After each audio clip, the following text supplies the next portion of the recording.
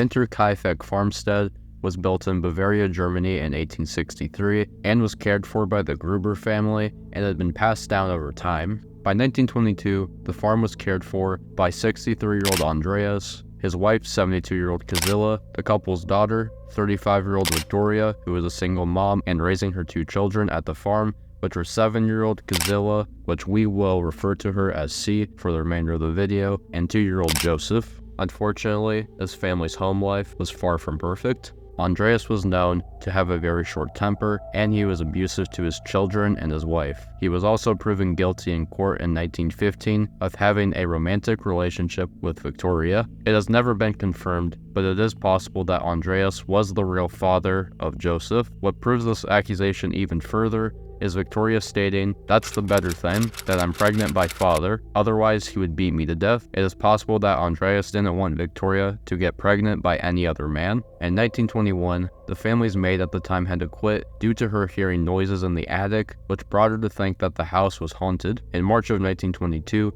Andreas walked outside on his property and discovered a newspaper from Munich, Germany. Andreas was confused because he never bought that paper, but he figured that the mailman had simply just lost it. However, it turns out that none of Andreas's neighbors subscribed to that paper. A few more weird occurrences like this happened, like one of the keys to Andreas's farm going missing, and him discovering footprints in the snow that led from the forest surrounding the property to the machine room on the farm. The same night he discovered these footprints, the entire family heard footsteps in their attic. However, despite the multiple disturbing occurrences, Andreas declined any help from neighbors or police. On March 30th, 1922, Victoria had an argument with both her parents and decided to flee the farm. Luckily, she was found within hours of running away, but for some reason she was in the forest alone. The next day, Maria Baumgartner, who was hired to be the new maid of the home, arrived with her sister. As Maria walked up to the home, the furthest thing from her mind was the hell that she was going to experience in the next few hours.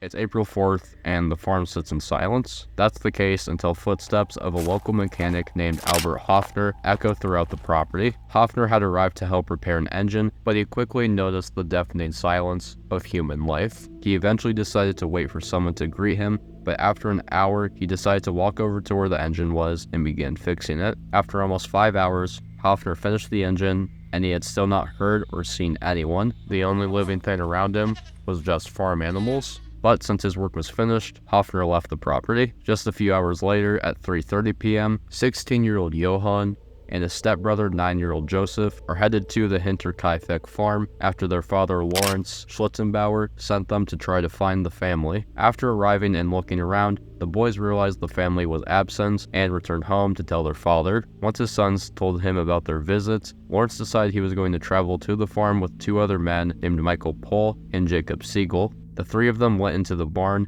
and inside they found the bodies of Andreas, Kazilla, Victoria, and C. Joseph and Maria would be discovered in the home shortly after. Police would arrive, and a calendar that showed April 1st would prove that the family were murdered on March 31st. Police theorized that the killer might have ripped the page off the calendar that had March 31st on it. On April 5th, all of the bodies were taken to a physician named John Aumler. After analyzing all of them, he determined the murder weapon was something called a mattock. A mattock is a tool that is similar to a pickaxe. Unfortunately though, police weren't able to confirm this for now, since they couldn't find the weapon at the crime scene. Victoria and Kazilla had multiple holes in their skulls from the weapon. Victoria also had a broken jaw. Andreas' cause of death was from falling onto the tip of the weapon, which caused him to bleed out. Maria and Joseph were also murdered with the weapon. Before her death, the killer had sexually assaulted C. It was also found that she had begun ripping out clumps of her own hair, which means that she was still alive even after the massacre. Police began hunting for answers on who was responsible for this horrific crime scene. A farmer named Simon Rayblender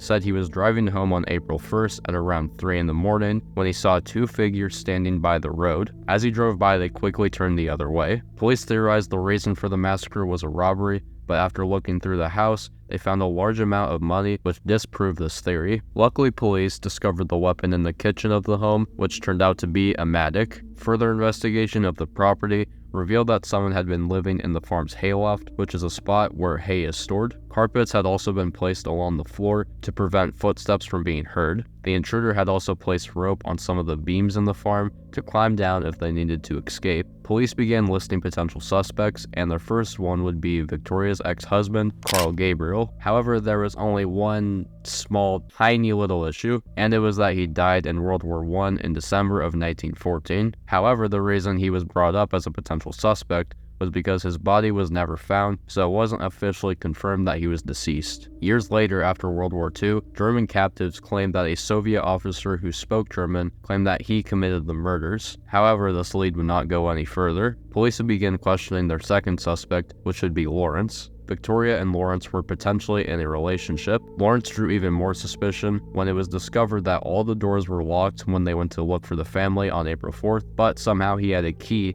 and unlocked one of the doors and went inside by himself. Lawrence defended himself by saying he went inside to go look for Joseph, but it was confirmed that he had messed with the crime scene. He looked even more guilty after one of the keys to the home went missing days before the massacre, but it was thought that if Victoria and him were in a relationship, he could have been given a key from her. A year after the murders in 1923, the Heinterfeck farmstead was demolished, leaving no evidence of anything being there. In 1925, a teacher named Hans Verblagger spotted Lawrence standing where the farmstead once stood. Hans approached Lawrence and asked him why he was standing there. Lawrence, ignoring the question, stated that whoever killed the family tried to bury the bodies, but was prevented due to the ground being frozen. Locals were confident that Lawrence was the killer, but this was never confirmed because in 1941, Lawrence would pass away. There were multiple other suspects and theories, but they all led to nowhere. One of the former maids for the family, named Crescence Rieger, claimed that a man named Anton Beechler could be the killer. He had helped the family with their potato harvest, and according to Rieger, said the family ought to be dead. She also said the family had a dog that always barked at strangers, but for some reason never barked at Anton. She said that his brother Carl could have been on it, and someone else who used to work at the farm named Georg Siegel. He was accused of breaking into someone's home in November of 1920, but he denied it, and to this day it still isn't fully confirmed. Siegel was also aware that there was money in the Gruber family home when he worked there.